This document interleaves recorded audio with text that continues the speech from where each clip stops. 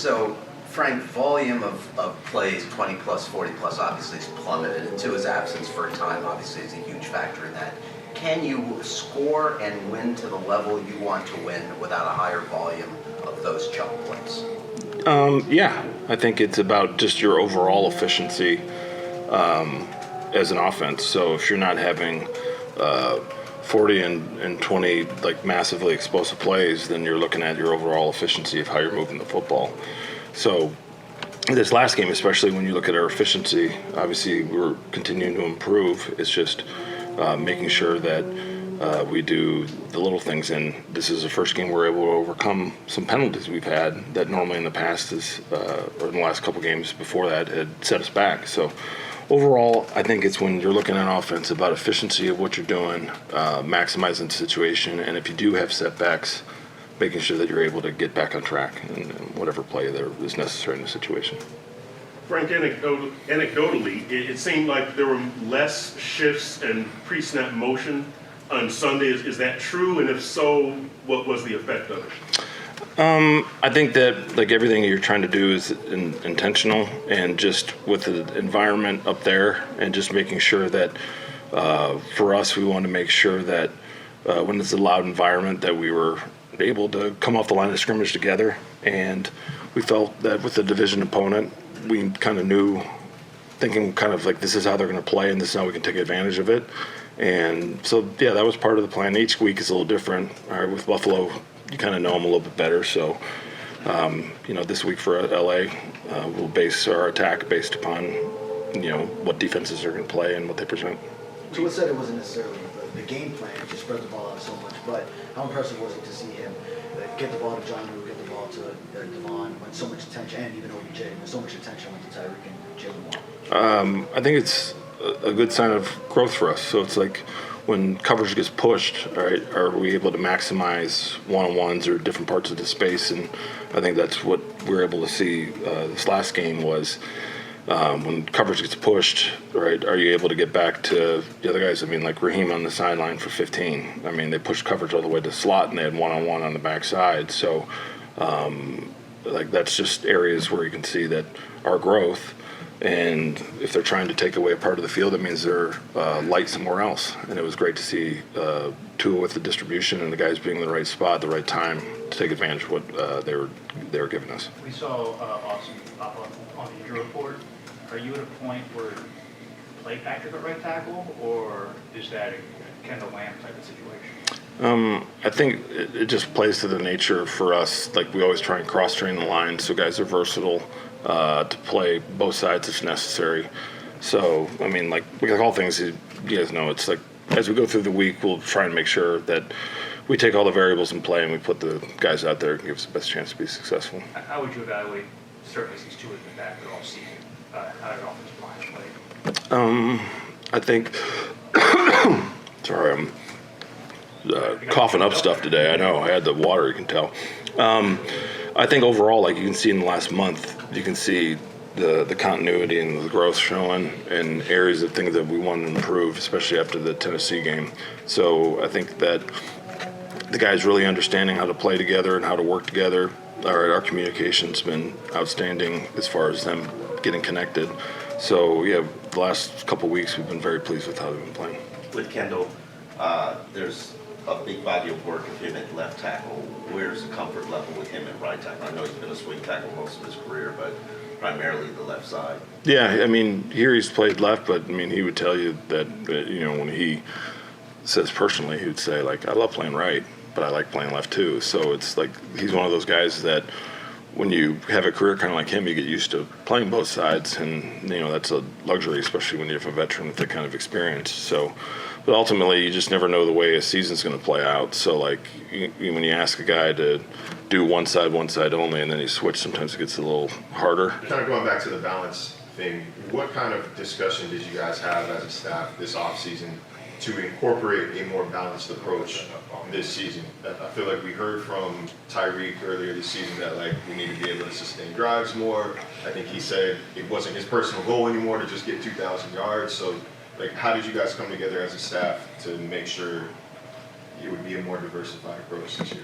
I mean, ultimately that's what we're trying to achieve every week is the balance where you can't overplay a part of your defense to defend an area, all right? And as guys trying to overplay an area, all right, that allows us to attack it with the different guys. I think it's just basically for us of like when a defense tries to overplay an area, we got to be able to attack the matchups that are presented from it, and that's I think an area that we wanted to focus on for growth, because when they're trying to defend or isolate an area and you can maximize with, maybe it's not a 20 or a 40 yard game, but you get 10, 16, 12, you're right at that threshold where like maybe just a hair more and you get the 20 so like I think overall that's what we're striving to achieve, and especially at the end of the season when we started seeing, those coverages where they're trying to man up and do all that. Well, what happens? You get isolation of one-on-ones on the backs and the tight ends, and that's last week. So you're going, hey, there's only so many yards and so many possessions that you get, and so that way maximizing the opportunities. Well, if they're trying to play 4 to take away 2, I mean, the math is one-on-one in other spots. So how do we do that? And you get out of that coverage, right? Hit a tight end for 12 yards, hit a back for 15 on a flat route. You know what I mean? And then now all of a sudden it's going, I can't push the coverage. So now you change it up, you get single high, and then you hit Tyreek for 30. So it's like that's the variables that went on of like how does it work out? Well, drive them out of coverage, you can't defend a certain area. Now guys get one-on-ones. Like we ran the ball, one play is to the right, we ran the ball for 8 yards. Next play we come back, hit Tyreek on a double move for 30 because we drove him out from 2-shell, 4-man, single high, one-on-one. So that's the game that we have to play, because when you have to defend the whole field, where's the ball going? If Alec is limited in any way, what does that do in terms of changing up the offense? If you have to play without him or have him limited? I think it shows like all season just trying to make sure we're versatile with what we're doing. Obviously, he's a big component of why we've been successful around the football. But ultimately, it's, when you have, as we go through any guy that's down 1 week, we have to complement another, and certain area, another group has to offset it. So, like always, we're trying to make sure that we cover all variables for all potential things that can happen. What have you said, what can you say to Jalen Waddle?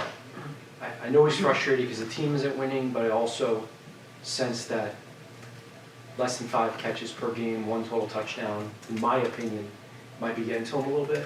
What have you said, or could you say, or do you want to make sure he's thinking about in this time? Well, the great thing about is you play a whole game, and the way it's going, maybe when you're the primary and the targeting and the coverage pushed, like whatever happens, but you're executing, you're doing your job for your teammates, and then at a critical moment, at a critical time where we needed a critical reception, makes it. I mean, that third down was huge, and then comes back, touchdown, huge. So for us, we look at it as talk about a guy who's leading by example of executing when the plays come, and then all of a sudden at the end, it's easy to get frustrated in a game, and then at the end, how do you perform? Executed his job, critical moments, making plays to help us win, and he's a guy on the sideline at the end, cheering on his teammates as the defense is fighting to get us to win.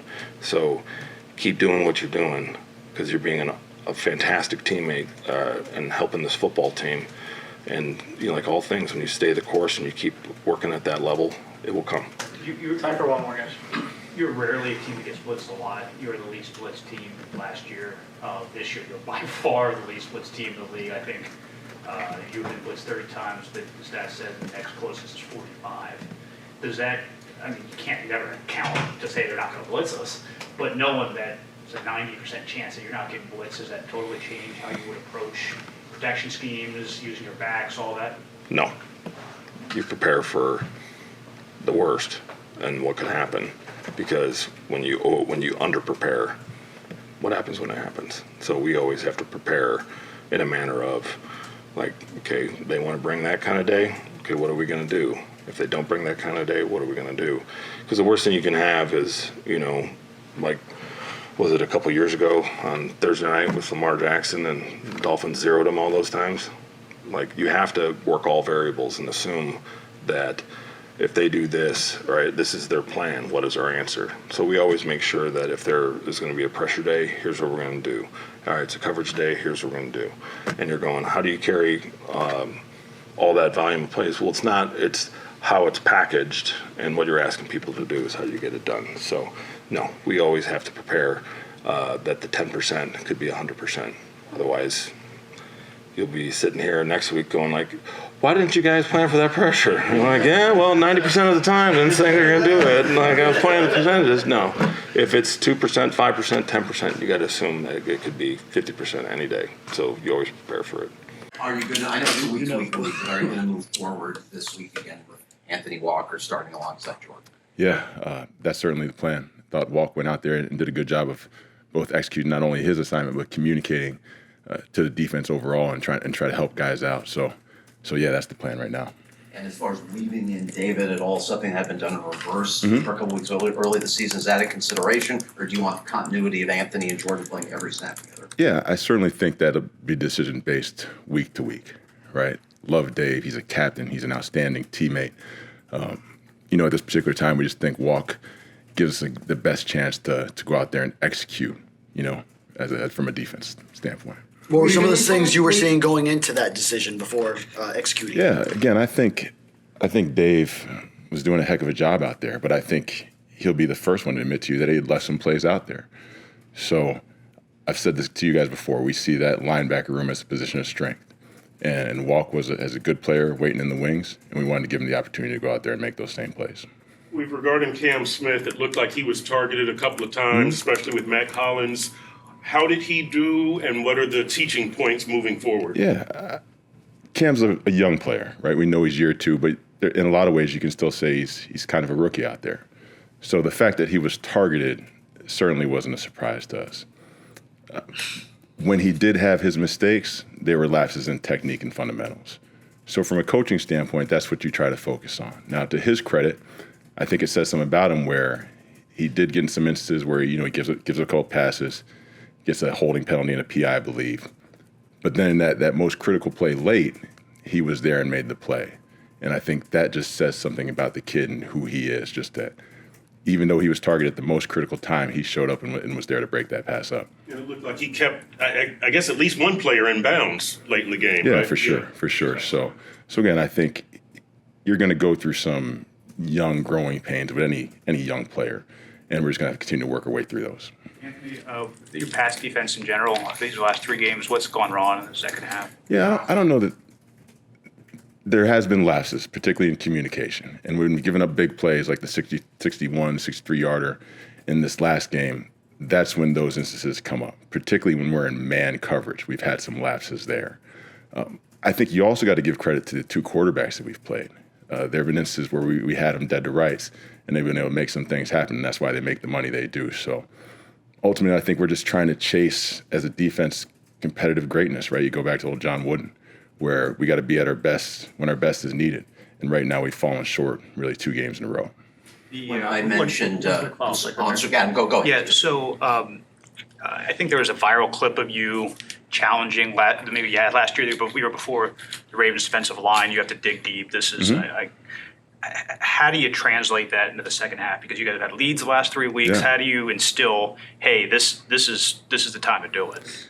Yeah, I think we can talk about it till we're blue in the face.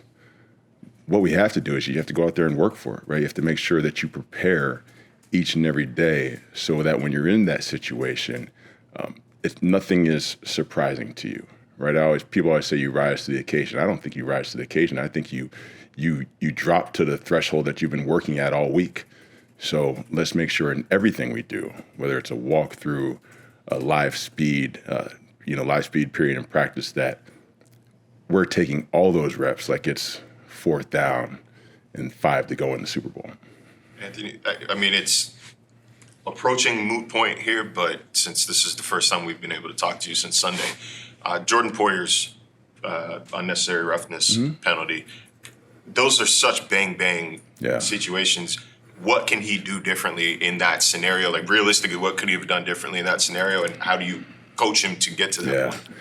Yeah, it's unfortunate, right? It like you said, it's a bang play. It's certainly up to interpretation from the official at that point.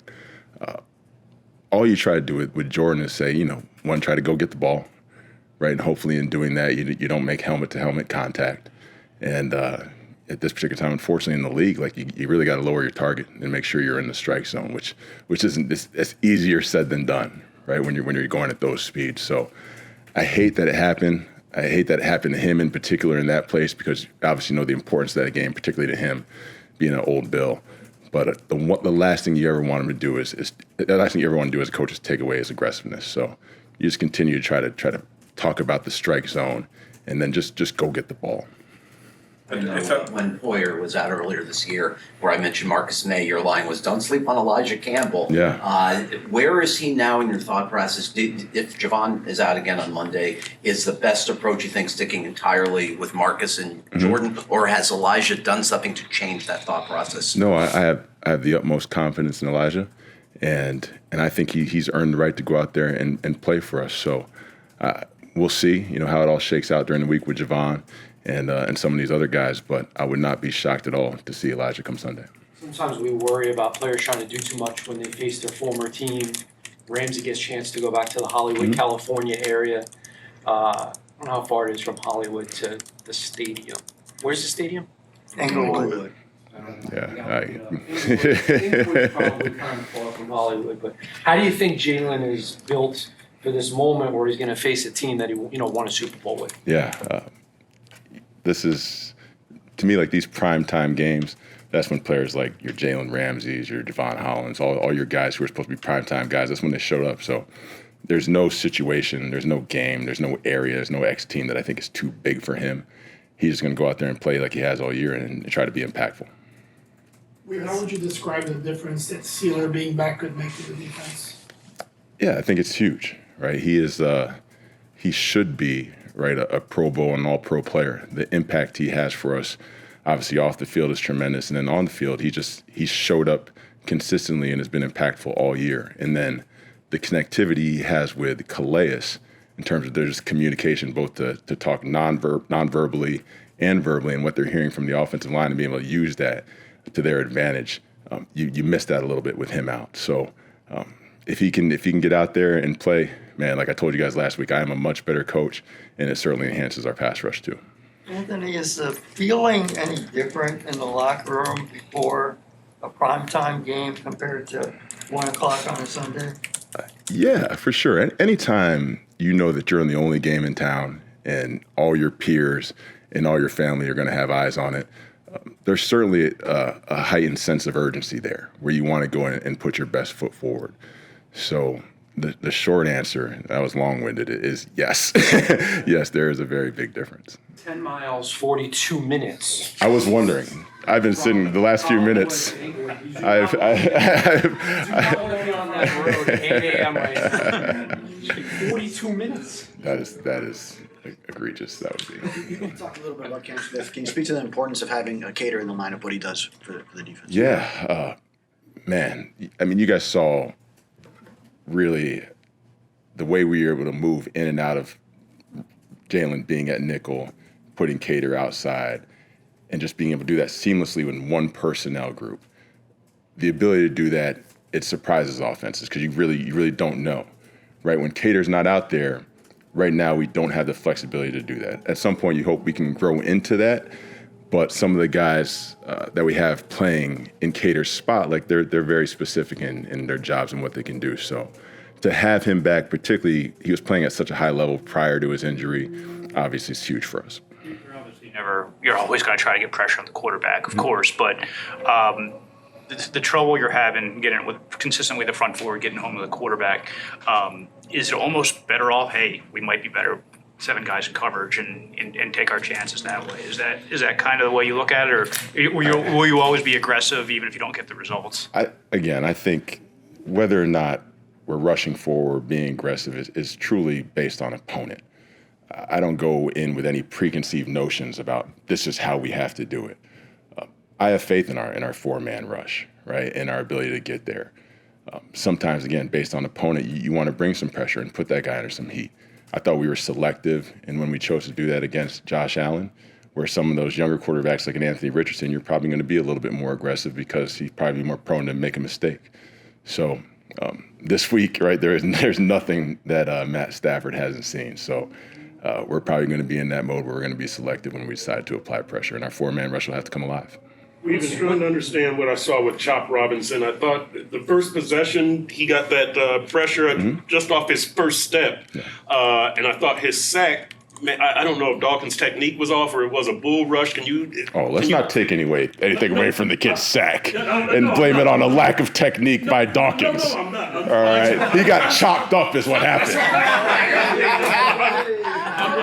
I'm trying to understand what I saw. What did I see on that? That's what I was getting to. I just think Chop is continuing to grow, right? And I've said this from day one. It's unfortunately he hasn't had the sack numbers, but the thing I love most about the kid is like I said, his approach to work.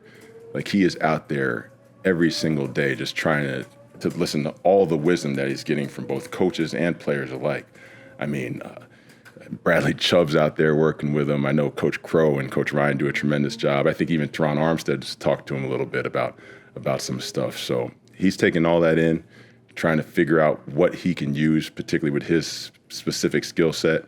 And we're starting to see some of the benefits of that on Sunday. Did we see a combination of speed and strength, I guess I should. Yeah. Would have been a better way to ask that originally. Yeah, I think he possesses both those traits, yes. What's unique about the Rams receiver trio of Kupp, Nakua, and now Robinson?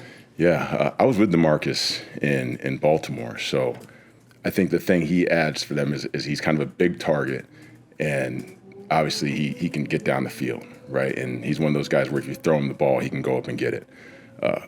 Puka and Cooper Kupp are two of the toughest receivers, I believe, in the National Football League. They're asked to do things that not only receivers do in terms of blocking, but tight ends do as blockers. And then as receivers, their short area quickness and ability to get open in that intermediate window in coverage is outstanding. So you certainly have to account for all three of them. Fortunately, I think we have the secondary and the guys on the roster to do that, but it'll certainly be a challenge for sure. Jordan Brooks took the blame for the long touchdown that went to the running back Davis. It was just a miscommunication in man coverage as far as where to. Yeah, and really the last two games, the majority of our communication breakdowns have happened in man. So it's unfortunate that it happened in that particular instance. It was certainly two backers that are communicating, and then at the end of the day, we got to get them down with a post safety, right, and Marcus. So Jordan is a man.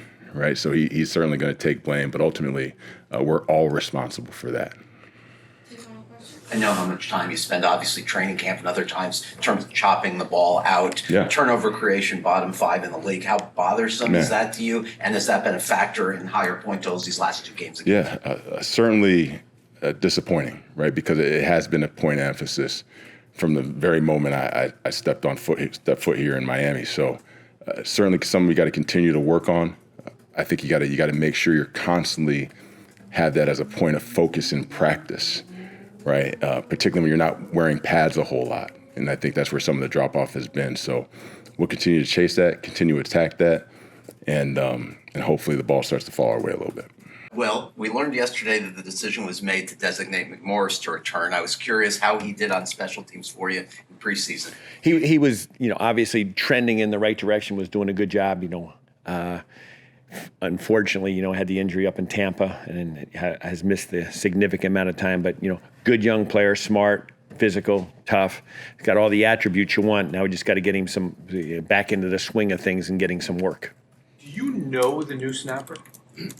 Like, do you have any previous connection? No true connection. Obviously, with the games that he had snapped when he was with the Patriots, a couple of those games were against us. So the combination of, studying him before those games and then obviously in the games playing against us and being able to talk to him pregame. But other than that, no. Is there anything we might not know about joining a team and being asked to snap? Like, is there an element of that might be a little harder than anyone realizes? Well, it's very similar to a lot of other positions. You got to understand and learn the terminology. Some of the techniques, certain teams do some certain things differently with the snappers, but when you bring anybody in, especially in those positions, if you bring in a punter, a kicker, or a snapper, initially you don't want to. You're not going to change a lot of stuff. Their comfort level, first and foremost, has got to be where they're successful doing the job. If you don't get the snap, the rest of the play is irrelevant. So, but having some history of playing in games and being in the league, so it's Matt did a great job, and hopefully we bring Tucker in, and things continue to trend in that same direction. I want to be careful how I phrase this because I'm not asking you the merits of bringing Blake off injured reserve and using one of the 8 spots that teams have. But I'm asking in general, do you think a team could get away with alternating long snappers all season, having them on the practice squad, elevating them 3 times, get rid of them, bring in a new one, and go through a cycle of 6 of them over a season? Or is it too risky because of what's required as far as chemistry at that position? Way too risky. Interesting. Are you, First of all, I don't care what position you're talking, there's not the number of qualified, the pool's shallow. So, are you hopeful that Blake Ferguson might snap again for the team this season? yeah, absolutely.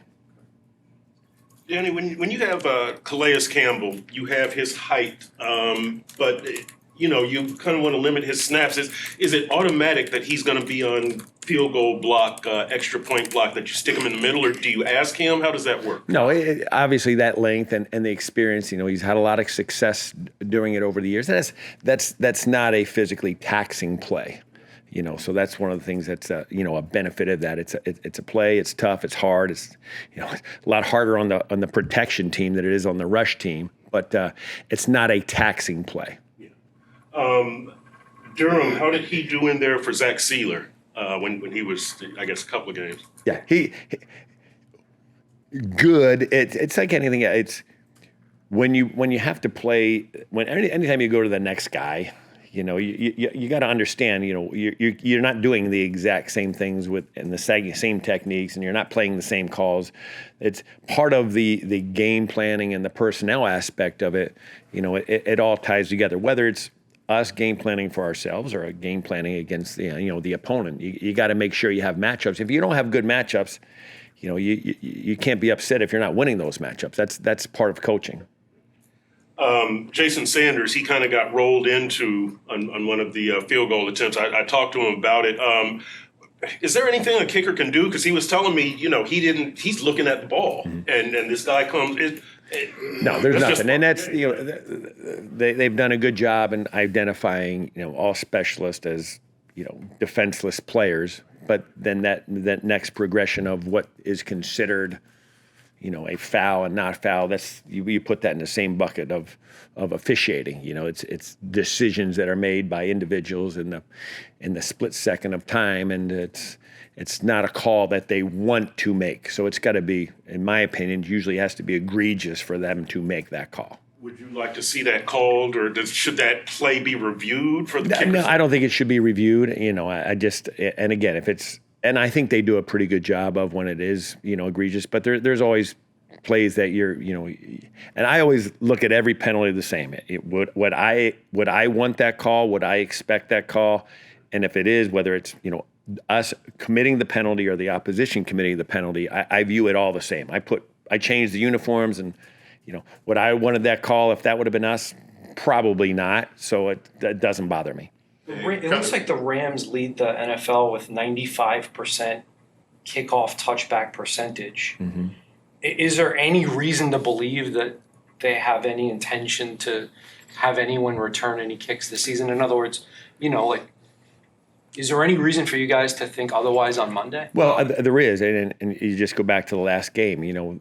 Evans, who has an illness right now, the punter, who is traditionally their kickoff specialist, did not kick off last week. They went with Carty, their field goal kicker, and they were a couple of the kickoffs that were not touchbacks. So again, but it ties into a little bit more of personnel. But you never know. There's mishits. You work for the opportunity. If the opportunity doesn't come, you can't control that, but you got to be ready when the opportunity presents itself. And going back to long snappers, just because I'm curious, what goes into scouting a long snapper? Because from the uneducated eye, it seems like their job is to long snap. But like, how thin are these margins when you're scouting them? Is it just as simple as, well, like, he took 100 snaps and 99 of them were good, so he's... No, there's a lot of things you look at. What's the tempo? What's the location? What's the placement? The laces? On the hip, left, right. Can he snap to an offset punter? Can he protect left? Can he protect right? Can he handle a big body? Does he stay square? Does he get... There's a lot that goes into it. Fortunately, if everything goes according to plan, it's not something that you should hopefully spend a lot of time with. But when things go wrong, then it is, well, why did that happen? And those are the things that that evolve into a negative play. It made me... I was curious about it when you said, the pool is not very... It's shallow. So, like, as a team that's had the same long snapper for, we're talking like 6-7 years, like, how often do you guys actually check the pool to see who's out there? Well, obviously, it's the progression of the year. It's seasonal. Every year, I evaluate every snapper that's coming out of college. You look at them, you track them, because you never know when things are going to happen, when you are going to need that next guy. And that's every position. That's every kicker, every punter. So for me, it's every specialist, and then you keep the file on that guy and you track him throughout his career. I.e., Matt Overton was a guy who, you track him for his entire career. You know a little bit of what he is, where he's progressed in his career, whether he's on the up, whether he's on the down, whether he's on the even. So that's just the ongoing process of being ready when something happens, when you need the next guy. And we talk about plays where you guys just missed. That Esrich kickoff return, that qualifies, right? Yeah. Quentin Bell has a great block. I think 44 for Buffalo just got off that block, right? But does a good job. You got a little bit crossed over with small technique thing, but that's the difference between being able to have the proper leverage and losing the leverage on an inside-out block with the crossover, and the guy was able to come over the top and make a play. Tyler Bass, the game-winning kick. I talked to Sanders about this, and he misses the extra point on that open end with, I guess, the garage door open, for lack of a better term. And Jason was saying, maybe as a kicker, you can say, well, I missed it at that end. Now I'm kicking at this end. It's completely different. Right. How much does mentality and that go into it? Can you tell yourself that was the open end? Is that a factor? Well, and what's funny is in that stadium, that was the win that you maybe get, once a season. Traditionally, the win towards the closed end is the tough end. But we got a nice day, and the wind help was actually to the closed end as opposed to the tunnel end. But as a kicker, the mentality of a kicker is, I'm going to make every kick. If you are worrying about a miss, that's bad stuff's going to happen. But you give them credit. He had missed the PAT. He banged one off the upright that went in. So, but they didn't blink. He went for the win, and he did a great job and made a heck of a kick. Danny, in light of your comment about the risk involved with going through rotating long snappers, were there conversations about maybe giving Overton a spot on the 53? There's all kinds of conversation, and make note that conversation about change. That's every position. Do you want to play a new quarterback every 3 weeks? Do you want a new snapper? Do you want a new defensive end every 3 weeks? There's a lot that goes into those transitions, and again, most importantly, every player is different. And how you scheme and how you game plan, all that stuff would continually be changing regardless of position. Anytime you can get continuity, it's a good thing. I wonder what long snappers do in life as they're waiting for long snapping jobs. We can't talk to guys on the practice squad, but I'm curious. The two guys who you brought into audition this week, do you know what they were doing, the one that you signed and the one that you didn't sign, in real life these last few weeks, working at Walmart, something else?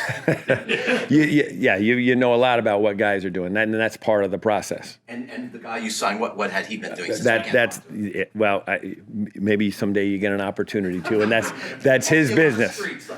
I'm from Philadelphia. I don't put people's business in the street. A lot of guys use their driveway. If you could have every kickoff to the opponent 5, would you sign up for that? Is that pretty good? Is that perfect? Again, But I'm saying, if I said to you, every kickoff for the rest of the year, we'll be kicked to the 5. Would you be cool with that? Is that like a good setup? Are we kicking off? Are they kicking off? Dolphins Who's the kick off to returner? the opponent 5. Every kick, you got to sign up. No. Really? Why? That's so interesting. The average return right now is almost 28 yards. Okay, So- 28 plus 5 is 33. Yeah. Okay. There you go. So fudge your numbers a little bit, So what you're and saying then I may is be the, signing up for something. The rule is not generous enough to the return team to incentivize having kickoffs. Now the number of over 40 yards returns are up. So there's a lot that there's so much differentiation in terms of what goes into it based on who you're playing, where you're playing, who's the returner, what are they trying to do. Last week we played a team that couple balls -2 were touchbacks. 3 weeks leading up to our game, those were return balls. So you can't control what they're going to do, and there's a lot more that goes into it. Well, in instance like last week, how deep is too deep? Because look, you might think having a kickoff return is a better chance of scoring a touchdown than a 17 lateral last play of the game situation. Like how deep in the end zone? Well, again, that goes into you look at them. They kicked the ball into the fourth row. And that's a little bit of the coaching. You got a defensive head coach who's been a defensive coordinator. Who that's a play that you work every week. Last play of the game for a must-win situation. He felt much better playing defense on the last play as opposed to how often are we working covering a desperado situation with our kickoff cover team. So but head coaches are different. Some may play it to maybe try and end the play with the kickoff, but you get a defensive head coach. He knows exactly what they're going to play on the last play to defend whatever we may have in store. So they're going to play to the defense. Other people may play to the kicking game. So, and that can change week to week. You keep files on coaches. You know how they want to play certain situations and what you expect. Did you have a return on? We did, but we knew it. And Sean, you knew it was going to be. We had talked about it on the sideline. What play? And I'm like, yeah, here's what we have on. But this thing's going to be out the back of the end zone because you know how Sean is going to play that. So I know one thing Anthony Weaver was telling us was about how much it helps to have Cater with regard to being able to fool opposing teams as far as who's in slot, who's on the boundary with Jalen. Besides Needham, Cater, and Jalen, who else do you have on your team, if anyone, including practice squad, that you think could go seamlessly boundary to slot among your corners? Well, like when Cater wasn't, obviously when he didn't play last week, you saw Saran in there. Saran Neal was in there a little bit as well. So we feel good about Saran's ability in his situation when he's in there. And then what Cater's status is as he works himself through it. And whenever that is, it is. But it's a beautiful piece to have him back just because of the fluidity and the stuff you mentioned with him and Jalen being able to play off each other and understand when to move when they can. And your 4 really young corners, Bonner, Duck, Cam Smith, Isaiah Johnson on the practice squad. Ryan, do you see any potential for them in the slot, or are they just naturally boundary guys? Yeah, they all of them have like skills right now that like when you're that young and just learning the position, we're trying to just get them more or less comfortable with one spot to start with and then start working in some other as they get going. But the biggest thing with young guys is like you don't want to necessarily like overload their plate with too much too fast. So you want to make sure everyone individually is comfortable, and then you can give them a little bit here and there and see where that leads. We've said he wouldn't be surprised at all if Elijah Campbell gets some defensive reps. So what have you seen out of him in this defense? Elijah's been very consistent for us. He's been consistent all summer, all spring, all season. He's a pro. He prepares every week like he's going to play. He practices really hard. He understands the defense. He can make all the communication calls. So if Elijah's in there, we feel great about him as well. How has Poyer played in your mind this season? Jordan's been great for us. I know there's like someone of Jordan's caliber who's like been an all-pro player, been to multiple, accolades as far as Pro Bowls and stuff. Like he has a certain standard for himself, so he's always going to look at a certain number of plays that he feels like he could have maybe executed a little better, and he understands what they are. But like for us as a defense and as a secondary, it's been great to have him. Like his veteran presence, his communication, his ability when he's out on the field and play physical, play our style of football has been great. And I love the fact that we have Jordan Poyer on our team. What was your take on that penalty late, and what coaching points can you give him that he could have done better to avoid a call? Yeah, that's a tough one. I mean, I think prior to the penalty, inside of that play, I think Jordan took a excellent angle to the ball. He had an excellent post break. It's just like, it's kind of twofold. You don't want to take the aggressiveness out of the player. Like, he's been playing the post for a long time in this league, so you don't want to change how he plays it. You just have to understand how the game's where we're at right now as a game, and you have to understand when you get there, if you can make an impact on the ball and try to get the ball. If you can't, then we have to understand everybody how to adjust your eyes and your target to put yourself in a situation that you're not leaving it up to the refs. When you have teaching moments with Saran Neal, with Cam Smith, how do you go over that? Do you call them into your office and play the video and give them techniques, or do you do it in front of the team? Do you do it on the practice? How does that process? Yeah. Whatever you feel comfortable. That's called sharing coaching. with us. Yeah, that's coaching, man. You do it all every way possible, whatever it takes to get across to each guy, whatever it takes to get across to them individually and as a group. So all those like teaching mechanisms that you mentioned, you got to use them all. Like, some guys respond better individually, some guys respond better when you get them in a group. So it's all about understanding your room, understanding the guys, and ultimately it's our job to get the best out of those guys. So whatever that takes, we're here to do. When Cater is back and you're at full strength in the secondary, and when Storm is back, if you need a backup boundary in nickel, I wouldn't ask you who that would be, but I would ask you this: are Cam and Storm right now extremely close where that would be a decision to make, a tough decision to make? Yeah, it's I would say, obviously, with Storm coming back, that plays a little bit of it, or plays a little into it with his health. Like, we want to make sure the kid's, feels good, feels comfortable. He's still a young player, so you don't want to give him too many, I don't want to say negative experiences, but you don't want to overload him too quick. So we got to make sure he's comfortable. We think we're in a good spot with that, with as far as when he is ready to go, whenever that might be, that him and Cam can push each other, challenge each other, and we play who gives us the best chance that week. What are you most wary of, or 2 or 3 things with Matt Stafford? I mean, what are you not? Like, he's been doing that for a long time. Like, it's funny, you watch guys now throw these no-look passes, and they act like these things just started. Matt Stafford's been doing that since like 2011. So he's very impressive. He's impressive. He understands where to go with the ball. He understands how to get it there. He understands the leverages of the defense. You're not going to show him a look he hasn't seen.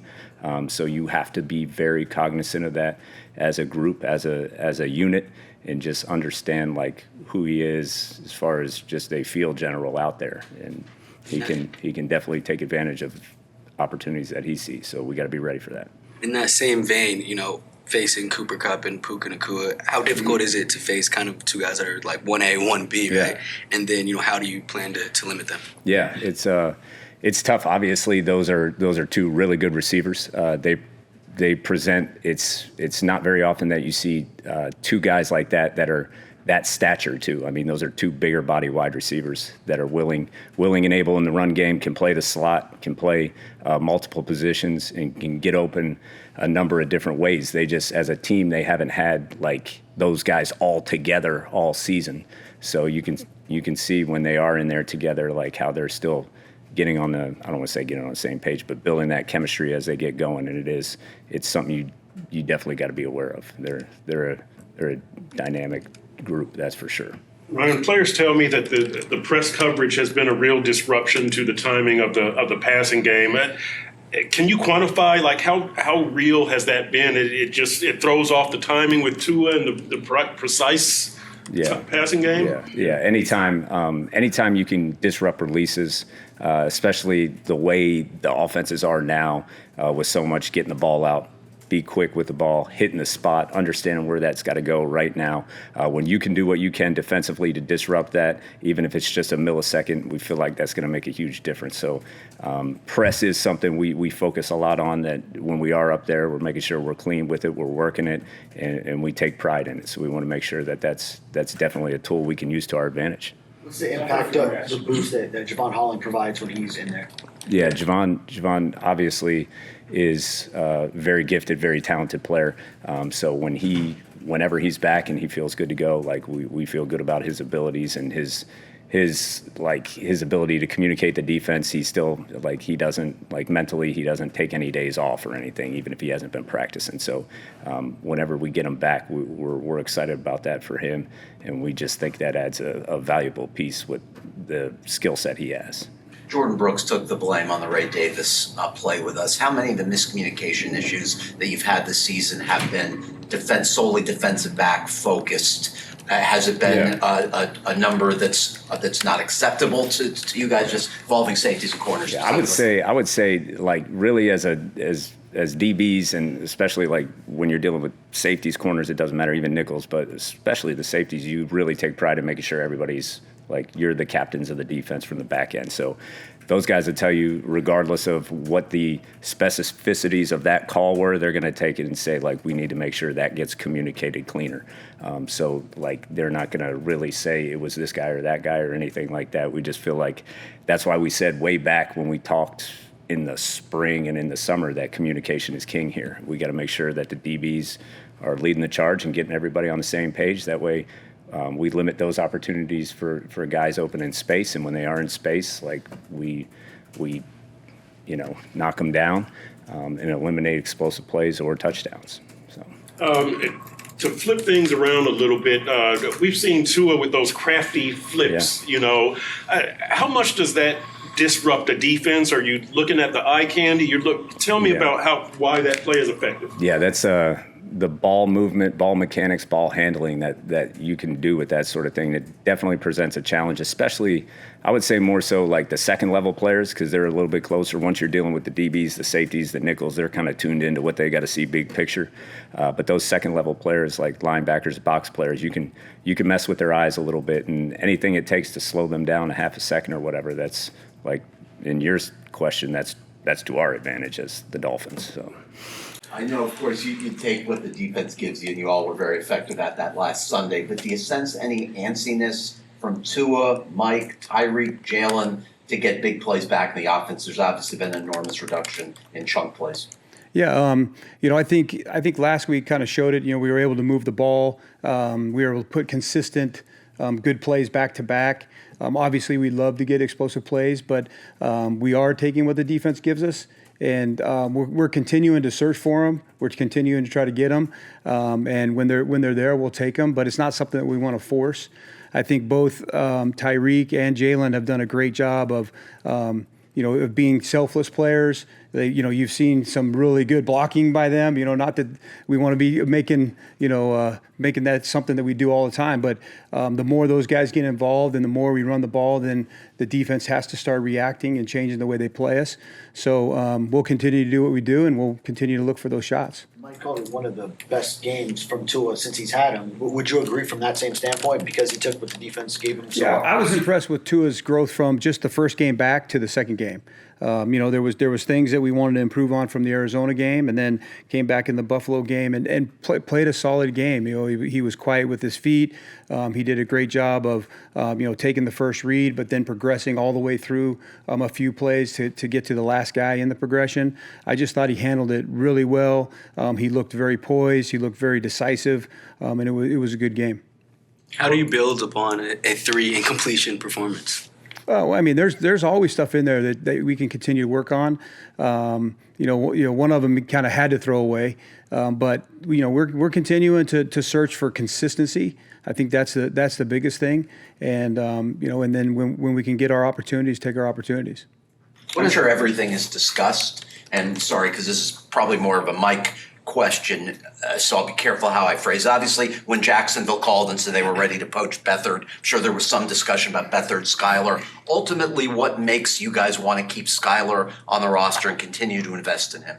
Yeah, Well, I can tell you this: all the guys that we get, we make a full investment in. And I mean, we've had guys from Snoop that that's here to Tim Boyle, to the other guys that have come through here, and I mean it's an effort to get them ready. They fully invest, we fully invest, and we're making them ours as long as we have them. I mean, that's my job, and I think the guys have done a good job of buying into that. And then when those decisions have to be made, we do what we think is best interest for our team. We get a lot of opportunities to look at the guys on the field. We get a lot of opportunity to see how they are off the field, how they interact with their teammates. There's so much that goes into it. We have a lot of confidence in if we put a guy up, we have a lot of confidence in that guy. Skylar's been here. Speaking on him specifically, he's been here. He's improved every year that he's been here. He works his tail off. Is there things that he can improve on? Yeah, we're working on him every day to improve. And I think even since this will be little things that you guys won't get to see because you're not here every day. Seeing every rep that they're doing, what they're doing in the meeting rooms. But Skylar's done a good job of taking steps forward from that. I mean, it was a huge learning experience for him in a lot of ways, and he's better for it. Let me ask you about the practice squad spot. I mean, this is the first time I've really seen a team have two quarterbacks during a game week. What's the challenge with that in terms of who prepares Luke's team? And then obviously Tua's taking a lot of reps, but how do you become certain that Skylar is prepared if he needs to step in? Well, I mean, I know Skylar's prepared if he needs to step in. I mean, I see him work every day in the meeting rooms. But as far as the practice squad goes, it's not necessarily to have a guy on the practice squad, because what happens is Tua takes every rep with the first group when our group's up, because there's so few reps now that he needs to get everyone that he can. Then when we go to scout team, that's where we need to get our second guy as many live looks as we can. So Skylar usually takes those. We'll mix in a practice squad guy, but usually he's taking those, and then the practice squad guy is trying to learn the offense the way it's been going the last few weeks for us. So we use those reps to evaluate Skylar, and we use them to teach when we can teach it as our play, even though it's not ours. Say, hey, treat this like this play, and then we can watch him go through progressions, watch him work his feet, and we can see him get better through those reps, and that's how we try to use that. Darrell, just kind of off topic a little bit. I've talked to the backup quarterbacks casually about the value of being trained in the Shanahan system as you go through the league.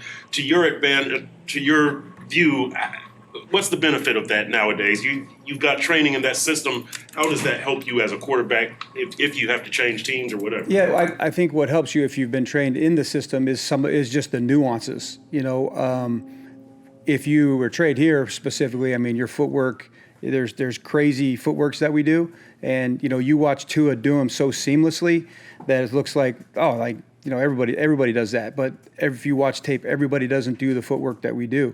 So our guys get to buy into to that footwork. Same thing if they were to go to the Niners or Houston or some of those teams, some of the footwork's similar. There's also some terms within the offense that's probably similar across them, and it's easy if the word is different to assimilate it to our word, because they've already done like the timing of that motion or those kind of things. So just the familiarity that they have with it within timings of motions, timings of drops, timing of plays, I think it makes it a more seamless transition for you. Whereas if you just came from a totally foreign system, it's going to be a bigger learning curve for you. Mike mentioned confidence that in having your third quarterback and Snoop coming back once he's ready. Where would you stand on a quarterback hierarchy behind Tua once all are healthy? That would be something that we just let those guys come in and compete for. It's not the thing right now. So right now Skylar is the number 2, but when Snoop comes back, then that's the decision we'll make at that time. So how much time, if any for that matter, do you spend on QB3 right now, pushing Snoop out of the picture since he's injured? Do you have a position player who's like your, world is falling apart quarterback? Yes, we definitely have emergency situation quarterbacks, and that depending on that can change from the week because who's up and who's down. Last year, Said was the guy. If we had an emergency that needed, we'll have a small menu of plays, and it's pretty dire in those situations. But we do have plans for that. Yes. This year that player is. What's that? This year that player is. I don't know if I'm supposed to say, so we'll kind of leave that out there. And if Coach wants to say it, then he can say it. Has Tyreek raised his hand? Because we see him. There's always guys that raise their hand. There's all those guys think they can do it until they step in there and do it. It's kind of funny to watch guys. All of a sudden, it's like, yeah, they've been out there. They know how to throw. They can do all that. But then when they have to say what the play is, when they have to say the cadence, they start getting, okay, maybe there's a little more to it than just throwing the ball. See Odell's arm. Yeah, Odell can sling it. Odell can sling it. Yes, he can sling it. Blink twice if it's hit. Tua being good obviously doesn't surprise you, but does Tua having not been rusty at all, does that surprise you after the long layoff? Well, I would say and Tua would probably speak to this, that the first game, there was a little bit of rust. And I thought, he played well in the game, but there were still things that, like I said, that's why I talked about improvement from game 1 to game 2. He did look, it was more seamless in the second game than it was the first game.